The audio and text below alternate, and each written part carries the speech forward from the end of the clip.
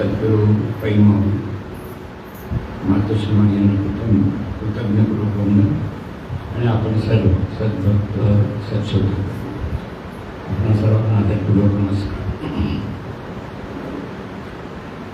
सगळ्यांसाठी तो प्रश्न थोडा कठीण वाटेल विचारला आहे, पण त्याच्यावर चिंतन करू.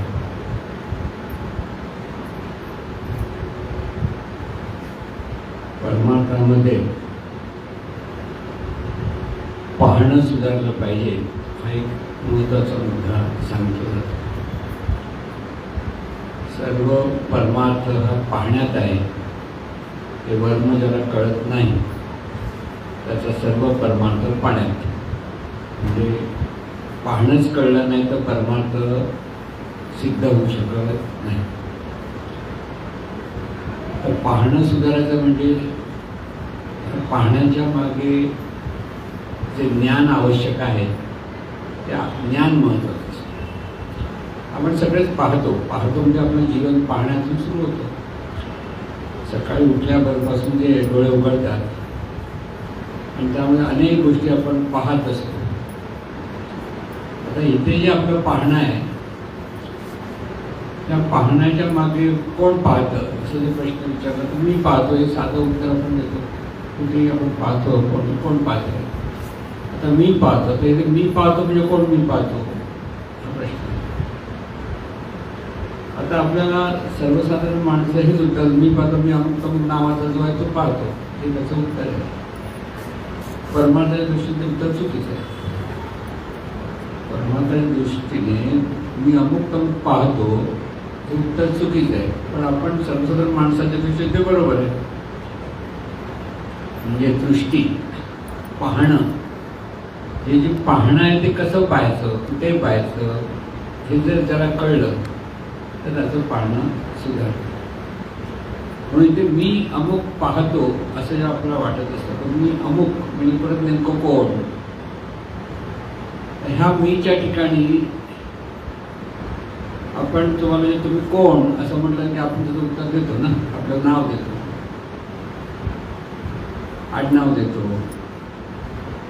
अगदी आणखी पुढच्या गावचे, कुठल्या जातीचे, कोणत्या धर्माचे, पंथाचे हे सगळं मिळून आता मी आहे असं आपलं आम्ही अमुक म्हटल्यानंतर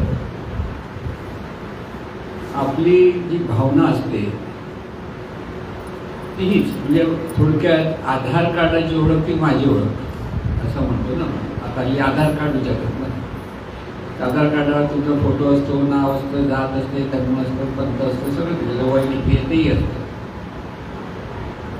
ही सगळी ओळख आहे ती शरीराची ओळख आहे. ज्यावेळेला आपण मी म्हणतो तर ती सगळी ओळख आपल्या शरीराची ओळख देत असते. आई वडील अमुक मग म्हणजे या शरीराचे आई वडील. आई वडिलांची जात धर्म ती ह्या शरीराचा जात धर्म हे सगळ्या शरीराच्या अपेक्षित असते. आणि ह्या शरीराच्या अपेक्षेतच सर्वसाधारण माणसं जीवन जगत असतात आणि त्यांना सतत मरणाची भीती वाटत असते. सगळ्यात मोठी भीती कोणाला कसली वाटते? मृत्यूची. बघा तुम्ही आपण आधी म्हणतो कसली भीती. पण तुझा काळ जवळ आला जर कोणी सांगितलं तर सगळं पाणी होतं. आता संपला.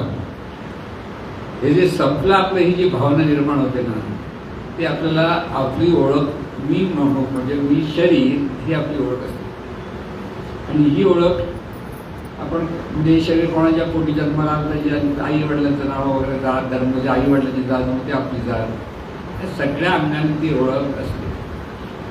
म्हणून एखादा हिंदू कुटुंबाच्या पोटी जर मूल जन्माला तर ते हिंदू म्हणून समजलं जातं. पण समजा एखादा हिंदू आईच्या पोटी जन्माला आलं मूल चुकून परत मुस्लिम धर्माच्या ह्याच्या वावरायला लागला मग त्याचे संस्कार कोणाचे होणार? मुस्लिम धर्माचे. तर त्या तिथे आई म्हणेल त्या अम्मा म्हणेल. फरक पडतो ना पडतो. आणि त्यामुळे ही शरीराची जी ओळख आपण म्हणतो ती शरीराची ओळख आपल्याला मृत्यूपर्यंत असते किंवा आपलं आयुष्य जीवन जगताना आपल्याला सतत देहाची ओळख हीच आपण घट्ट धरून ठेवलेली आहे. आणि ह्यालाच प्रपंच म्हणतात. खरा प्रपंच जो सर्व माणसं प्रपंचात गुंतलेली आहेत, ती प्रपंचात गुंतलेली याचा अर्थ ती आपल्या देहामध्ये गुंतलेली. देहामध्ये गुंतले म्हणजे देह भावामध्ये गुंतले. देहाचा दोष नाही, दोष हा अज्ञानाचा आहे. मी देह आहे हे जे आपल्या प्रत्येकाला सतत वाटत असतं ते आपलं अज्ञान आहे. म्हणून पहिला जन्म आई बापांच्या पोटी असतो आणि दुसरा जन्म सद्गुरूंच्या पोटी असतो. शिष्य साधक असं जे आपण म्हणतो, तो दुसरा जन्म म्हणजे पहिला जन्म जीवरूपाने होतो आणि सद्गुरूंच्या पोटी जन्माला होतो शिवरूपाने होतो. म्हणजे जीवाचा शिव होतो, म्हणजे अज्ञानाचं रूपांतर ज्ञानामध्ये. आणि म्हणून सद्गुरूंची आवश्यकता एवढ्यासाठीच असते की आपण जे जीवरूपाने जन्माला आलो हा नियम आहे. कोणी जन्माला आले शिवरूप झाला असं होत नाही. फक्त एकच अपवाद, कोण? श्रीकृष्ण. श्रीकृष्ण जन्माचा झाला तो अगदी देव झाला. कुठे पाय लागला, पाणी सगळं कमी झालं, मागे नागून थांबायला लागला, पाऊस पडला त्याला वाचवलं, सगळ्या गोष्टी आपण म्हणतो. तर याला लहानपणी कळलं कसं? पुतना मावशी आली तर तिला मारून टाकलं लहानपणी, तिथं लहान बाळ होतं तरी. ह्या गोष्टी आपण जेव्हा वाचतो, पण आपल्या ठिकाणी लहान बाळ जन्माला त्याला कळत नाही तो कोण बाळ आहे की माणूस आहे की कोण आहे तेही कळत नाही. त्याला फक्त एकच कळतं, भूक. भूक लागली की रडतो, बाकी आणि झोप आली की झोपतो. कोण मोठा आवाज आला की भीती वाटते. म्हणून आहा निद्रा भय ती ज्ञान, उपजत ज्ञान म्हणतात त्याला, आणि ते जीवाचं उपजत ज्ञान. आणि त्यामुळे हा देह मी हा जो आपल्याकडे भाव आहे त्याच्यातून आपण पाहतो संपूर्ण जीवनभर. आणि तिथे तुकाराम म्हणतात, किती वेळा जन्मा यावे, किती वेळा व्हावे फजित. म्हणजे सगळी फजिती आहे. फजिती काय? कारण आपण कोण आपलं मरेपर्यंत कळतच नाही. आणि त्यामुळे आपली पाहण्याची दृष्टीच बदलली. आता दृष्टी काय होते? आता मी ज्या जातीचा, धर्माचा, पंथाचा, ज्या आई वडिलांचा, त्यांनी जे माझ्यावर संस्कार केले त्या संस्कारातून मी जीवन जगत असतो. आणि त्या संस्कारातून किंवा बाहेरच्या शिक्षणाचे संस्कार, त्या शिक्षणातून जीवन जगतो. आणि त्याच्यातून मी फक्त माझ्यासाठी जीवन जगतो. म्हणून प्रत्येक माणूस स्वतःवर प्रेम करतो, दुसरा कोणा करत नाही. तुम्हाला कोण बघते तुझ्यासाठी मी चंद्रबिंद तोडून आणेन, असलं चंद्रबिंद आणण्याला कोण असलं काही प्रेम नसतं. माणूस स्वतःवर प्रेम करतो आणि स्वतःतून इतरांवर प्रेम करतो. लक्षात घ्या. कधी समजा नवीन नवीन लग्न झालं तर तुझ्याशिवाय मी, माझ्याशिवाय तू नाही असं वाटतं ना.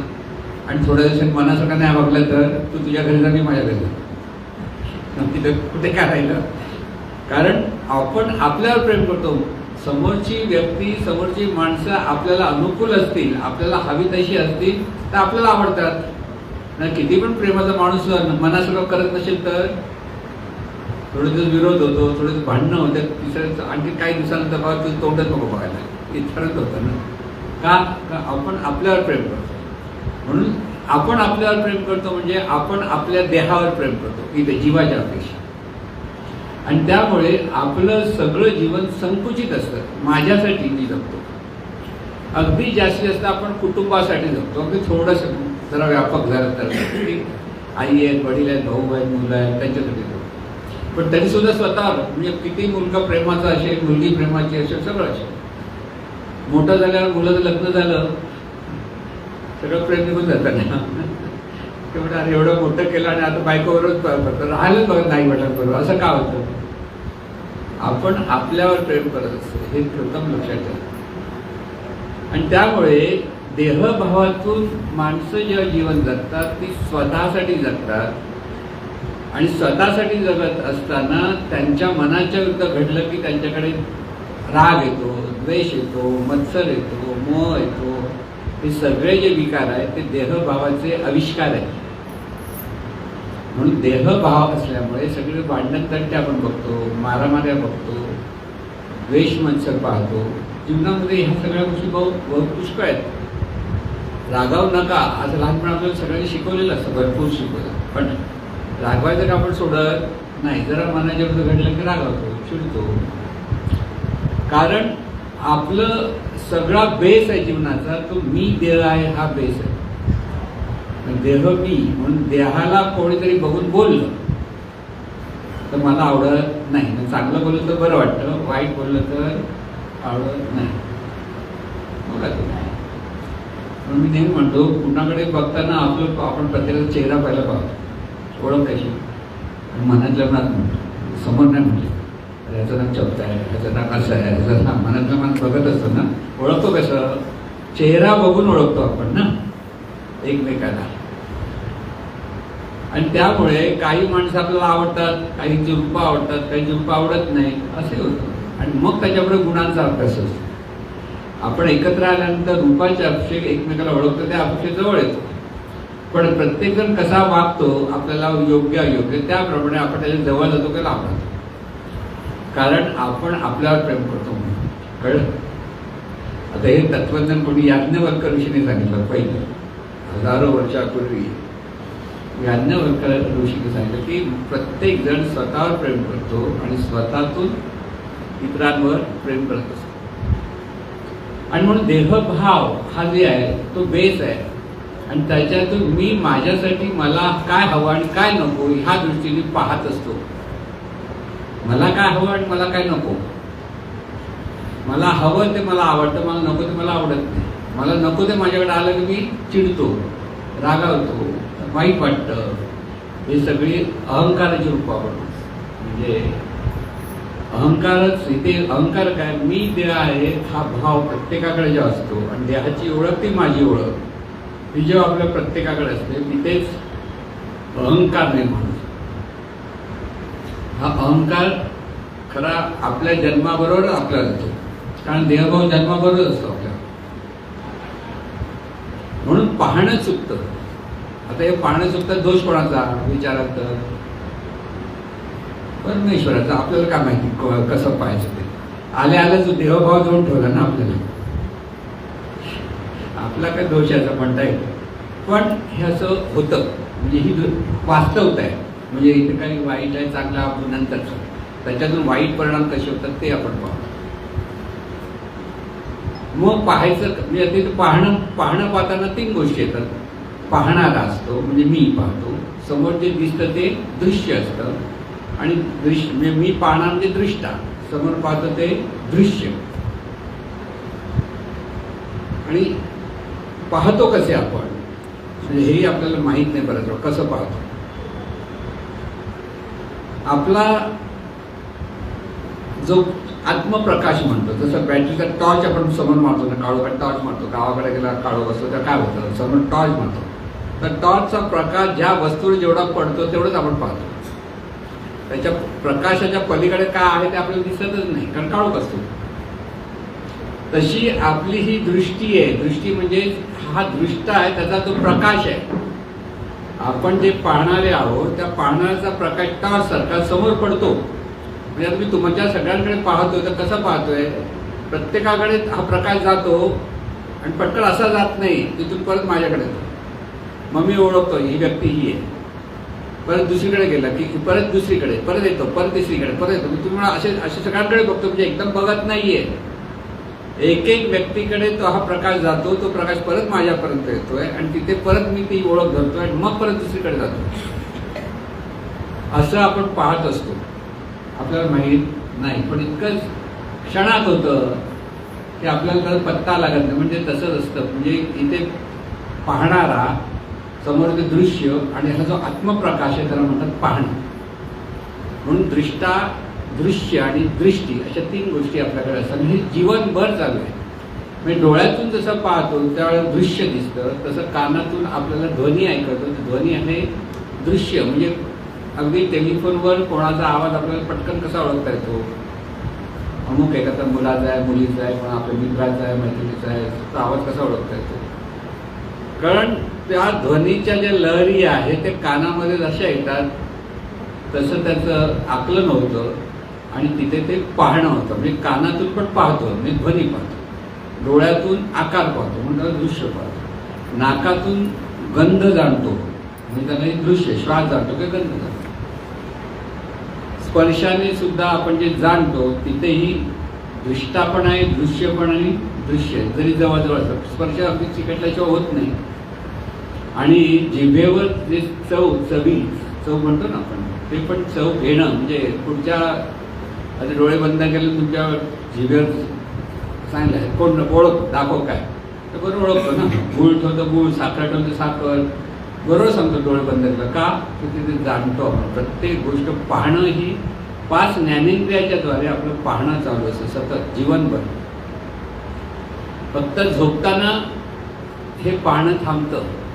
म्हणजे इथे बाहेरच्या विश्वातील ज्या ज्या वस्तू आहेत ते सगळं आपल्यासाठी दृश्य आहे. आपण दृष्ट आहोत आणि आपण जेव्हा पाहतो त्या दृष्टी आहे. म्हणजे दृश्य आणि दृष्टी हे सतत असतं. म्हणजे कान नाक जिव्हा ह्या 5 ज्ञानेंद्रियाच्याद्वारे आपलं हे पाहणं सतत चालू असतं. आणि ते पाहणं चालू असतं त्याला मग त्यानंतर त्याला जाणतो आपण. पाहतो आणि जाणतो जेव्हा फरक आहे. पाहतो म्हणजे व्यापतो. म्हणजे जसं बॅटरीचा टॉर्च मारला की जो प्रकाश पडतो जेवढा, तसं इथून समजा डोळ्याच्याद्वारे त्या व्यक्तीवर जेव्हा आत्मप्रकाश पडतो, प्रकाश पडला की ती व्यक्तीचा आकार दिसतो. पण तो आकार आणखीन बघितल्यानंतर ती व्यक्ती कोण आहे हे आपण जाणतो. स्त्री आहे, पुरुष आहे, लहान मुलं आहे, मोठं मुलं आहे, पशु आहे, पक्षी आहे, हे कशाचे उदाहरण पाहतो आधी आणि मग जाणतो. जाणल्यानंतर परत आपल्याला एक चिंतन सुरू होतं. योग्य आहे की अयोग्य आहे, फायद्याचं की तोट्याचं, ह्या चिंतन होतं. आणि त्या चिंतनातून मग आपण कृती करतो. त्या पाहण्यातून तर आपली कृती चालू होते. मग म्हणजे समोर गुलाबजाम पडलेले दिसत आहेत, चांगले प्लेटमध्ये ठेवलेले आहेत. लग्नाला गेलं तर गुलाबजाम ठेवलेले असतात ना, आपण पाहिले आणि आपल्याला आवडले तर काय करतो, अरे वा गुलाबजाम आहे. आणि तिथे जर झामाचा बोर्ड लागला, झामाचे गुलाबजाम फेमस आहेत, आणखीन तोंडाला पाणी सुटतं. अरे ज्याला आवडतं त्याचं म्हणून, ज्याला आवडत नाही, ज्याला खायचं नाही त्याच्यावर टेस्ट नाही आवडत. पण हे जाणलं आणि जाणल्यानंतर पाय आपले चालू पडतात लगेच गुलाबजाम घ्यायला. ती कृती खाल्लं ती त्या कृतीतून भोग मिळतं. जीवन आपण इथे जगत असतो पण इथे ते पाहणं आपलं चुकीचं होतं असं संत सांगतात, ऋषीमुनी सांगतात. वेदामध्ये हाच अभ्यास सुरू झाला आणि त्यावेळेला त्यांनी पहिलं हे सांगितलं की आपण जे पाहतो ते जीवभावातून पाहतो. म्हणजे पाहण्याच्या मागे कोणता भाव आहे त्या भावातून पाहतो. साधी गोष्ट आहे. एखादा शत्रू म्हणून आपल्याला माहिती आहे समोर हा आपला शत्रू आहे, म्हणजे मनामध्ये आपला शत्रुभाव असतो आणि शत्रुभावातून त्या व्यक्तीला पाहिलं की आपलं पाहणंच वेगळं होतं. तोच आपला मित्र समोर आहे माहिती, ते मित्राकडे पाहणं वेगळं होतं. दृष्टी कशी बदलते बघा. एखादी चांगली अगदी आवडती गोष्ट दिसली की आपलं तिथं पाहणं वेगळं होतं. जे आवडत नाही ती गोष्ट समोर. ताटामध्ये कारल्याची भाजी आली, आवडते सगळ्यांना आवडत, मनात ही काय भाजी म्हणजे करतात अशी कसली करतात. मला आठवतं महाराजांच्या आपल्या घरी गोव्याचे लोक असल्यामुळे भाजी कमी, त्यांची भाजी म्हणजे समुद्राची भाजी चालते ना. त्यामुळे ते एकदा म्हणाले पालेभाजी बिलेभाजी असेल ना तर आम्ही दही बीमध्ये बीज पण खाऊन टाकतो, कारण त्याचं कळतं का काय खाल्लं कळलं ना. त्यांना माझे मासे आवडायचे ना, मासे आवडत ते मासेच. म्हणजे पाहण्याची दृष्टी कशी असते. आपल्याला खाणं पिण्याची जी आवड नावड म्हणतो ती दृष्टी आपली आवडीची, आवडतं ना आवडतं, ह्या सगळ्यातून आपलं सगळं पाहणं असतं. आता महत्त्वाचा मुद्दा असा असतो की हे चुकीचं बघायचं सांगतोय त्या हे चुकीचं काय, तर याच्यामध्ये आपण पाहणं आपलं चुकीचं झाल्यामुळे आपल्या मनामध्ये काम क्रोध लोभ मोह मत्सर हे आपल्या मनामध्ये विकार निर्माण होतात. आणि त्या विकारातून आपलं कर्म बिघडतं आणि कर्मातून आपल्या वाट्याला दुःख येतं. कर्म सत्कर्म असेल तर त्याचा परिणाम सुख आणि दुष्कर्म असेल त्याचा परिणाम दुःख. म्हणून कधी आपल्याला सुख मिळतं कधी दुःख होतं. पण सर्वात महत्त्वाचं असतं म्हणजे आपल्याला कधीही अखंड समाधान मिळत नाही जीवाभाव. थोडंसं कुठेतरी निराशा, कुठे काहीतरी कमी वाटतं, कुठेतरी भीती वाटते, कुठेतरी काही उद्याची काळजी वाटते, चिंता वाटते. हे सगळं जे कारण आहे त्याला खरं कारण म्हणजे आपल्या ठिकाणी असलेला देहभाव. म्हणजे पाहणं चुकतं काय ते मी सांगतो. मग त्याचे उपाय काय? तर उपाय एकच आहे, जे आपण आहोत ते जसेच्या तसं आपल्याला स्वीकारता आलं पाहिजे. म्हणजे आपण कोण आहोत इथे परत वळतात. हे आपण कोण आहोत म्हटल्यानंतर ज्यावेळेला मी देह आहे जेव्हा आपल्याला वाटतं, त्यावेळेला प्रश्न स्वतःला विचारा, लहानपणी तुमचा देह किती वर्ष 1.5 फुटाचा होता? इथे तुम्ही मी म्हणत होता. 5 वर्षाचा झाला तरी मी म्हणत होता. 10 वर्षाचा झाला तरी तुमच्यासमोर फोटो ठेवले सगळे तुमचे. लहान बाळाचा ठेवला, 2 वर्षाचा ठेवला, वाढदिवसाचा, म्हणजे ते सजवलं बिजवलं. मग 5 वर्षाचा, 10 वर्षाचा, 15 वर्षाचा, 25 वर्षाचा, आज तुम्ही 50 वर्षाचे असता 50 वर्षाचा. आणि सगळीकडे देह तर बदललेला दिसतो. देह काही एकच नसतो. लहान देह मग वय झाल्यानंतर जरा जाड होणं, बारीक होणं, सुरकुत्या येणं, केस पांढरे होणं, हे सगळं फरक दिसतो देहामध्ये. तरी पण आपण काय म्हणतो, हे सर्व मीच आहे. म्हणजे छोटा फोटो पण माझा फोटो, 5 वर्षाचा पण माझाच फोटो, 15 वर्षाचा पण माझाच फोटो, आता जे आहे त्या वयाचा तो पण माझाच फोटो, असं म्हणतो ना आपण. आता हे सगळं बघायला देहामध्ये बदल आहे, पण मी म्हणणारा म्हणतो मीच पाहतो. इथे मी म्हणणारा कोणतरी वेगळा आहे, हे लक्षात. देह मी म्हणत असं तर 5 वर्षाचा देह मी म्हणाला तिथपर्यंत जो आहे तो आहे, बरोबर आहे. पण 50व्या वर्षी तो 5 वर्षाचा देह पण मी आहे म्हणत असेल तर ते चूक आहे ना. बदललेला आहे ना देह, सगळं बदललेला असतो, खूप बदलला आहे देहामध्ये. तुम्ही 25 वर्षाचे जसे सुंदर दिसत होते, ते 50 वर्षी तसे कोवळे दिसत नाही. थोडंसं जून झालेलं असतं ना सगळं. तरी पण आपल्याला आपण सुंदरच वाटतं ना. कोणाला वाटतं का आपण सुंदर नाही? आहे सुंदर. म्हणजे ही जी पाहण्याची जी दृष्टी आहे देहाच्या अपेक्षेत, तिथे देह मी म्हटलं की ही चुकीचं का? कारण देहामध्ये इतका बदल होऊन सुद्धा मग तो म्हणत 25 वर्षाचा देह म्हणजे मी नाही असं कोण म्हणतं का? नाही, मीच आहे म्हणतो. म्हणजे इथे मी म्हणणारा कोणतरी वेगळा आहे, हे लक्षात आलं. नाव मी म्हणतो तेव्हा नाव बदललं आपलं. हा मी म्हणणारा बदलतो का? नाही, मीच आहे. म्हणजे आपल्याकडे लग्नानंतर मुलीचं नाव बदलतं. आता बदललं म्हणजे मुलगी बदलली का? मी म्हणणार की मी तशीच राहते. सासरी गेली तर माझी आई आहे, माझे बाबा, माझं गाव, माझ्या आईची भाजी, हे सगळं तिला चांगलं आठवतं आणि तिथं मी तसंच असतो. म्हणजे मी म्हणणारं जे तत्व आहे ते शरीर नाही आहे, शरीरापेक्षा काहीतरी वेगळं आहे, ते लक्षात आलं. म्हणजे नाव म्हणजे मी नाही, देह म्हणजे मी नाही. आता हे एक एक स्टेप संत सांगतात, समजावून सांगतात शिष्याला, तू आहेस कोण लक्षात घे. तू देह म्हटलं तर तू देह नाही आहेस, नाव म्हटलं तर तू नाव नाही आहेस. मग त्या देहावर जात म्हटली ती जात पण तू नाही आहेस, त्या देहावर आलेला धर्म पण तू नाही आहेस. म्हणजे हा मी ह्या सर्वांपेक्षा वेगळा आहे, ज्याच्यातून आपण आतापर्यंत आपली ओळख धरून ठेवलेली आहे, देव मी. तर देहातून पाहणारं तत्व ते मी, हा बोध इथे संत देतात. मी कोण आहे? तर मी हा पाहणारा मी आहे. त्याच्यामध्ये खूप मोठं गुही आहे, पण आपल्याला आपल्या पाहण्यातून आपण पाहणारा मी. तर ह्या देहातून, ह्या डोळ्यातून पाहतो तो मी, ह्या कानातून ऐकतो तो मी, ह्या नाकातून गंध जाणतो तो मी, स्पर्श जाणतो तो मी, स्वाद चालतो तो मी. तो मी देहापेक्षा जरा वेगळा आहे. तो देहाचं माध्यमातून सगळं जाणतो. देह हे आपलं एक साधन, म्हणजे इन्स्ट्रुमेंट आहे, आणि त्या इन्स्ट्रुमेंट मधून मी पाहतो, मी ऐकतो, मी बोलतो, हे कळलं पाहिजे. 32व्या फ्लोअर ना, 32व्या फ्लोअर मधून तो बघतील खाली,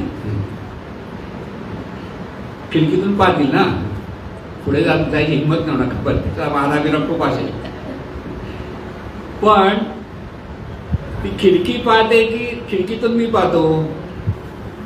खिडकी नाही ना पाहत, खिडकीतून मी पाहतो. तसं डोळ्यातून मी पाहतो, कानातून मी ऐकतो, नाकातून मी गंध जाणतो, त्वचेतून मी स्पर्श जाणतो. या मीची ओळख आपल्याला झाली पाहिजे. त्याला म्हणतात स्वरूपाची ओळख. आपलं सत्य स्वरूप काय? तर ह्या देहातून मी म्हणून मी म्हणणारं जे तत्व आहे ते मी देहापेक्षा वेगळं आहे.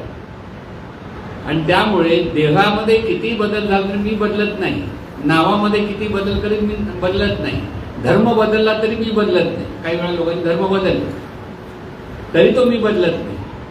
म्हणजे मी म्हणणारं जे अस्तित्व आहे प्रत्येकाचं, तो मी हा अखंड आहे, सतत आहे. आणि हा सतत जो मी आहे त्या मीची आपल्याला खरी ओळख झाली पाहिजे. म्हणून तो मी कोणत्याही धर्माचा नाही, जातीचा नाही, पंथाचा नाही, कसल्याही नात्या गोत्याचा नाही. आता आपण नाती गोती पकडतो ना, नाती का म्हणतात, गोत्या धरतात म्हणून नाती गोती असे शब्द वापरतो ना. त्या नाती गोतीमध्ये आपण मुळात माझं माझं माझं करतच जीवन जगत असतो ना. आणि जे माझं माझं म्हणतो ते काही काळ तर माझं नसतं हे फार उशिरा कळतं आणि मग डोक्याला हात लावून बसतो, उगीच आपण एवढं वर्ष धावपळ करत असतो. म्हणून मी कोण आहे तर मी म्हणणारे जे तत्व आहे ते तत्व, ते मी तो पाहणार आहे, ते तत्व पाहणार आहे. म्हणून दृष्टा, त्याला दृष्टा शब्द, दृष्टा संस्कृत शब्द आहे, सोपा शब्द, पाहणारा. ह्या देहातून जे पाहणारं तत्व आहे ते मी आहे. पण मी म्हटलं की आपल्याला देहभावच आठवतो, त्याच्या पलीकडे जात नाही. आपण देहालाच धरूनच म्हणतो मी, पण देहाला सोडून मी कसा आहे ते कळत नाही, म्हणून आपला गोंधळ आहे. म्हणून जन्माला येण्यापूर्वी आपण होतो की नव्हतो? होता का तुम्ही जन्माला येण्यापूर्वी? होता का? कोण होते का नव्हते? कशाला होतो म्हणता, कशावरून? पण मी होतो हे आपल्याला सतत वाटतं. आणि मेल्यानंतर मी असणार की नसणार?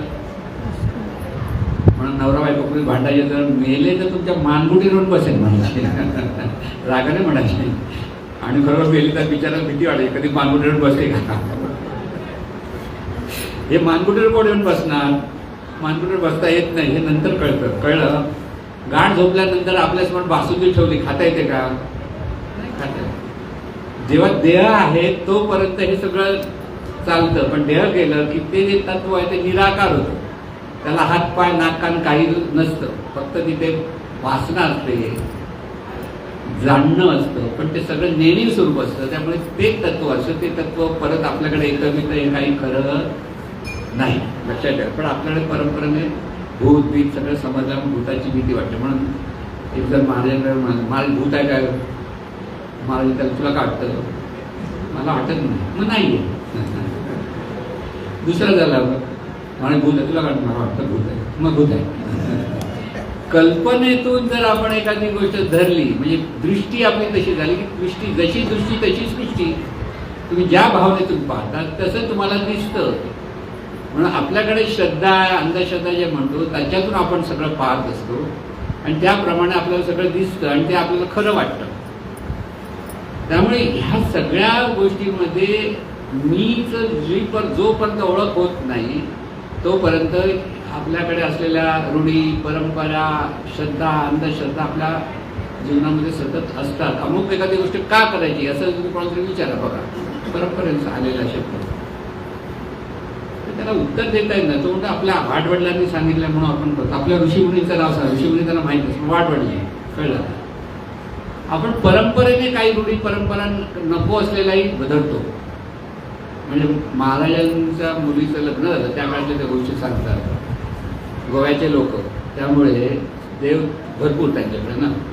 मग त्यांच्या गावात गेलं की वेशीवरचा कोण असतो, वेशीवर असतो, कोण बेतोबा असतो, काय कोण बेताळ असतो, काय म्हणतात ना, हा काय जागेवाला, त्याला नारळ द्या.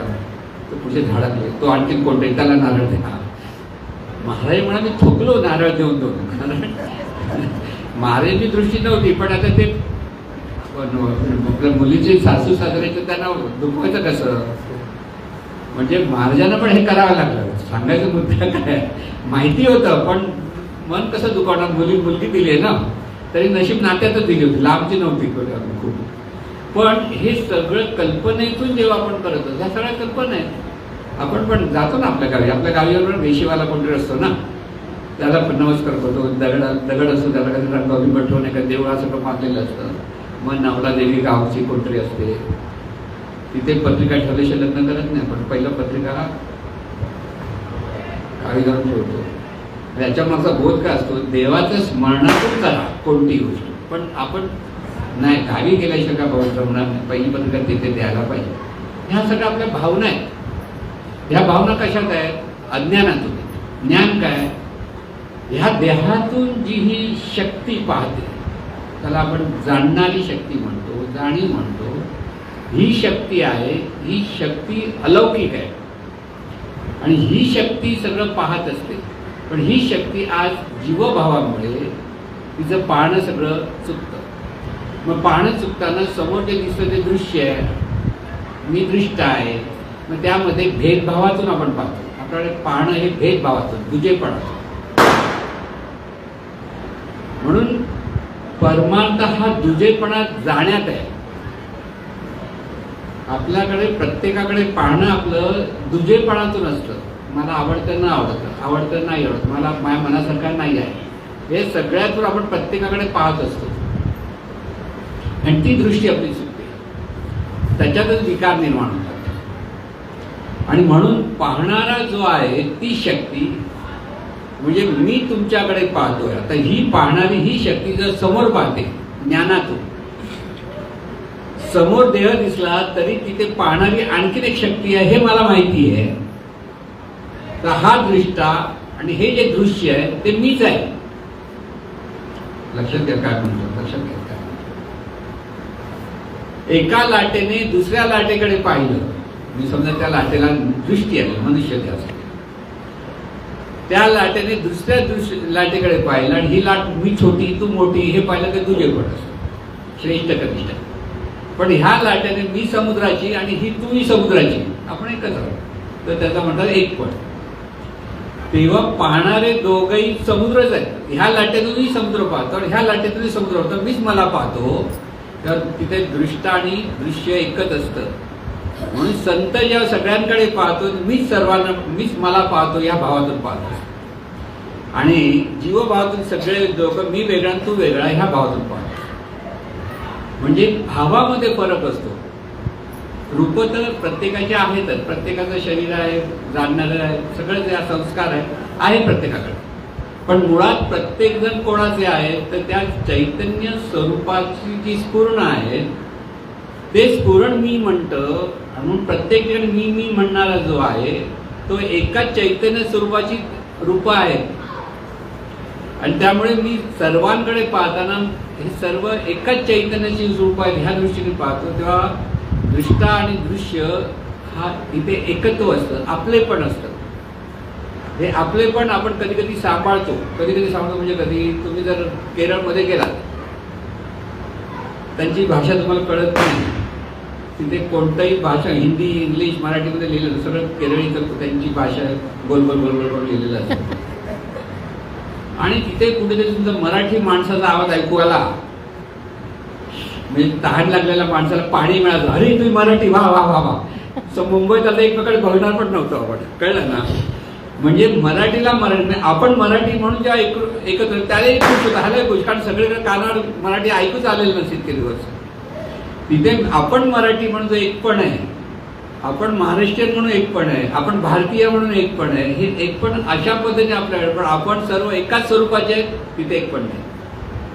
एकाच चैतन्य स्वरूपाची ही सर्व रूपं आहे आणि ती रूपं मी म्हणून विविधतेने प्रगट आहेत.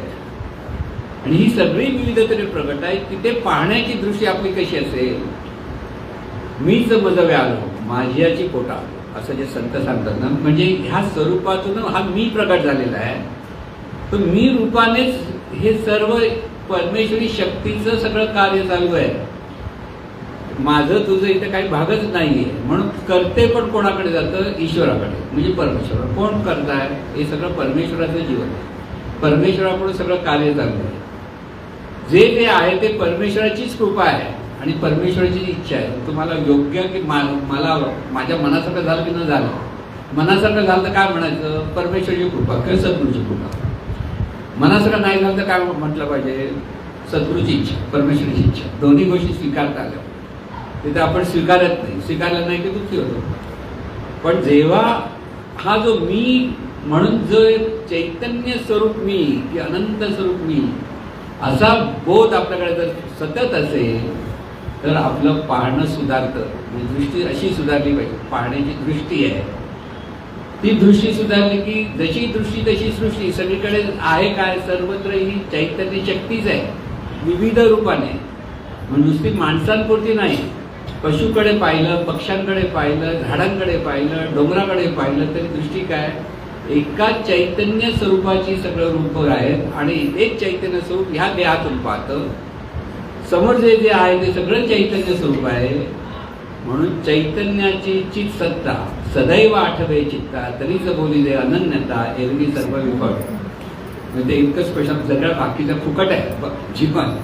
जर आपल्याला चैतन्य भावातून पाहता आलं नाही तर ते फुकट आहे. आणि म्हणून हे पाहण्याचं जो प्रकार आहे तो समजावून घेताना सद्गुरू आपल्याला साधनेतून पाहायचं कसं ते शिकवतात. साधना देतात त्यावेळेला हे चैतन्य स्वरूप आहे, ह्या भावातून जेव्हा आपण पाहायला लागतो तेव्हा ती साधना होते. मी साधना करतो म्हटलं की देहभावातून कधी साधना होऊ शकत नाही. म्हणून साधनेला बसताना मी देह वगैरे सगळं बाजूला गेलं पाहिजे. आणि हे फक्त पाहणारं तत्व आहे, चैतन्य स्वरूप म्हणा किंवा जाणीव म्हणा, ते तत्व ह्या देहातून कार्यरत आहे. त्याचं स्मरण करत राहणं म्हणजे साधना. ते तत्वच पाहत आहे, ते तत्वच अनंत रूपाने प्रगट आहे. म्हणून तिथे त्या तत्वाचा आलंब घेत राहणं त्याला म्हणतात साधना. म्हणून दृष्ट्याने पाहत राहणं. इथे दृष्टा आणि दृश्य एकच होतं आणि हे दृष्टा आणि दृश्य एकच होतं. त्यावेळेला त्रिपुटी नाहीशी होते म्हणतात त्याला. त्रिपुटी दृष्टा, दृष्टी आणि दृश्य ही त्रिपुटी आहे.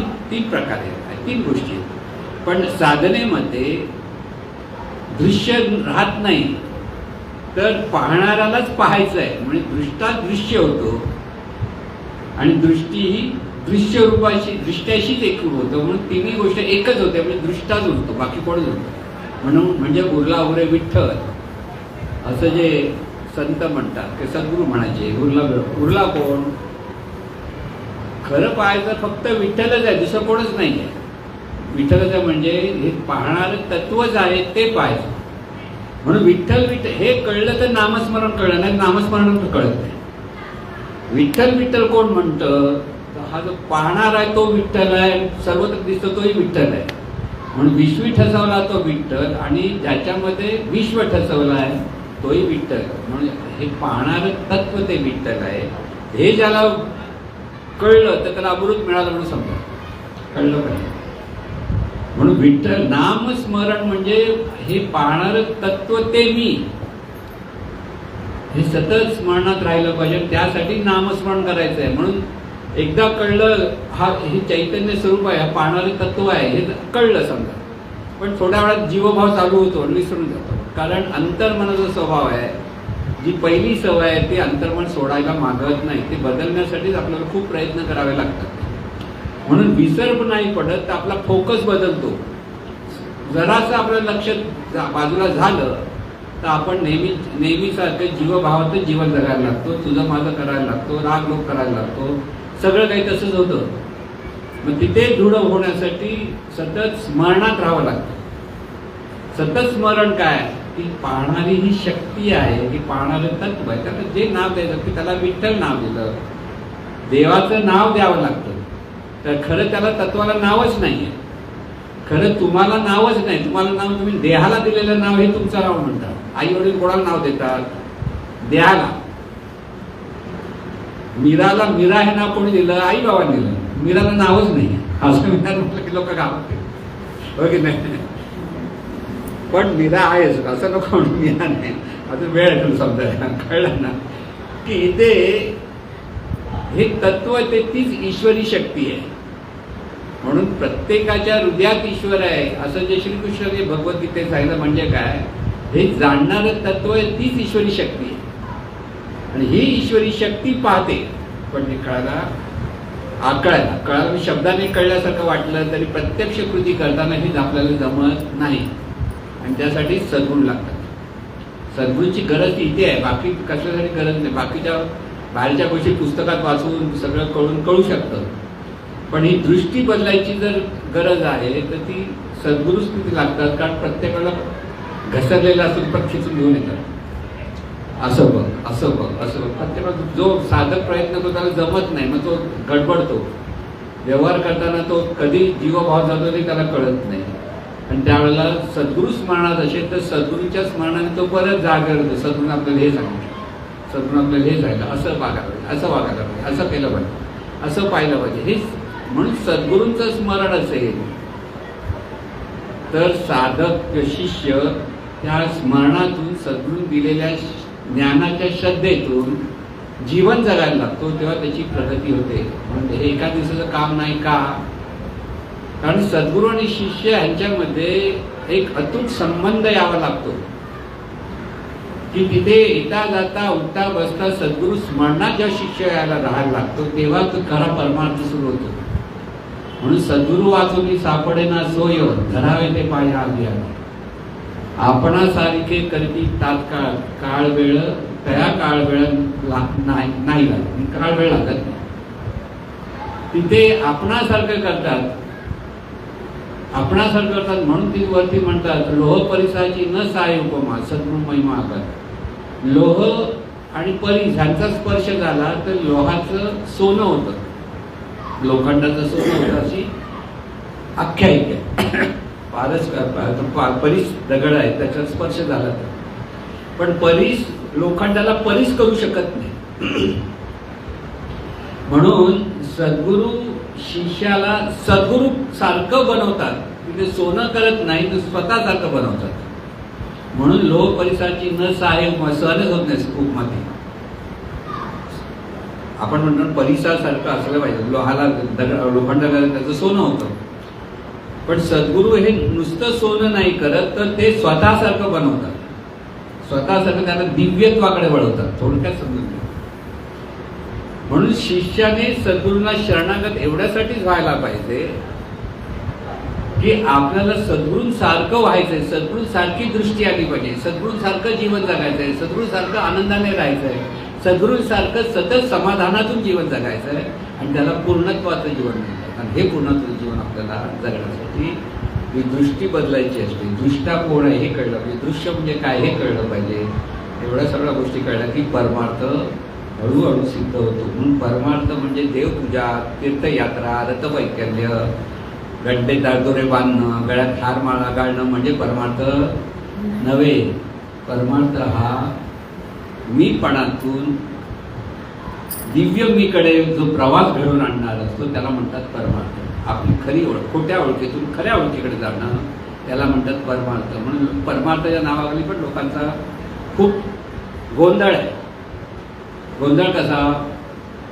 रथवैकल्य गेली पाहिजे, उपास तपास केला पाहिजे, अमुक एक दिवशी अमुक एक देवळात गेलंच पाहिजे, अमुक दिवशी मग काय होतं, माझा मावळा होता आता नाही येतो पण बिचारा काय करायचा, मंगळवारला की गणपतीला जायचा, बुधवारी नवीनाला जायचा, गुरुवारी दत्ताच्या देवळात जायचा, शुक्रवारी संतोषी माता असायची.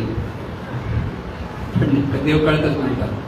तिथे फक्त धावपळ होते आणि धावपळ करून परमार्थ सिद्ध होत नाही. उगारा निवांत शिळशिवाय हरिपाठांना नेहमी म्हणतो, पण तरी पण आपण धावतो.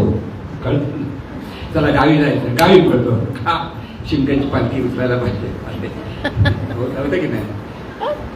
हे जे आपली धावपळ आहे ती अज्ञानातून धावपळ आहे. ज्ञान काय? अरे ईश्वर ही तूच ईश्वर आहेस, पण तोच ईश्वर हे कळायला आपल्याला सद्गुरूंकडे बसून ते पुन्हा पुन्हा पुन्हा पुन्हा तो अभ्यास करूनच सिद्ध होतं. म्हणून गंडे दोरे बांधतात त्याला सद्गुरू म्हणत नाही. काहीतरी मंत्रतंत्र शिकवतात म्हणून सद्गुरू म्हणत नाही. ते गुरु आहेत, काहीतरी शिकवतात, चांगली गोष्ट आहे. पण आपल्या जीवनात आपल्या पाहण्याच्या दृष्टीमध्ये जे परिवर्तन घडवतात त्यांना सद्गुरू म्हणतात. म्हणजे तो भाव आपल्याला कळला. म्हणून हा भाव आपल्याला प्रगट होण्यासाठी हा सगळा अभ्यास दिला जातो. दुष्टा दुष्टा दुष्टा शब्द वापरला जातो. अर्थ काय? तू पाहणार आहेस, पाहणार आहेस, पाहणार. कोण आहे ते? पाहणारा वेगळा आहे, देह वेगळा आहे. देह हे साधन आहे, देह इन्स्ट्रुमेंट आहे. देहातून हा पाहणारा प्रवास करतो. मृत्यू झाला म्हणजे हा परत आपलं दुसरं वाहन बदलतो. आपण एका गाडीतून दुसऱ्या गाडीत जातो की नाही? तसं दुसऱ्या गाडीत पकडायला चढायला एक गाडी सोडतो आपण, तसं दुसरी गाडी पकडणं म्हणजे मग आनंदाची गोष्ट आहे ना. एका गाडीतून दुसऱ्या गाडीत फिरायला गेला, वाईट काय? म्हणून मृत्यूची भीती राहत नाही. तिथे आपण सतत असतो आणि आणि सतत असल्यामुळे गेल्या जन्माचं काही आठवत नाही, बरं की नाही. त्यानंतर गेल्या जन्माची बायका मुलं सगळे आणि ह्या जन्माची बायका मुलं, असे 10 जन्माची बायका मुलं एकत्र झाली तर काय होईल. नको नको संसार असं म्हणतात ना, माथ्यावरील भार अशा प्रकार झाला असता. म्हणून विसरलेलं ते चांगलं आहे. देव काही गोष्टी आपल्यासाठी परमेश्वराची निर्मिती त्यांच्या प्रज्ञाशक्तीतून झालेली आहे. त्याचं प्लॅनिंग परफेक्ट असतं. आपल्याला पाहण्याची दृष्टी हवी एवढंच कळलं पाहिजे. आणि हे कळलं की जीवनामध्ये आनंदी आनंद सुरू होतो. आणि असा आनंद आपल्या सर्वांना मिळो ही सद्गुरूचरणी प्रार्थना. हे ईश्वरा सर्वांना चांगली बुद्धी दे, आरोग्य दे, सर्वांना सुखात आनंदात ऐश्वर्यात ठेव. सर्वांचं भलं कर, कल्याण कर, रक्षण कर आणि तुझे गोड नाम मुखात खंड राहू दे. सद्गुरुनाथ महाराज की जय.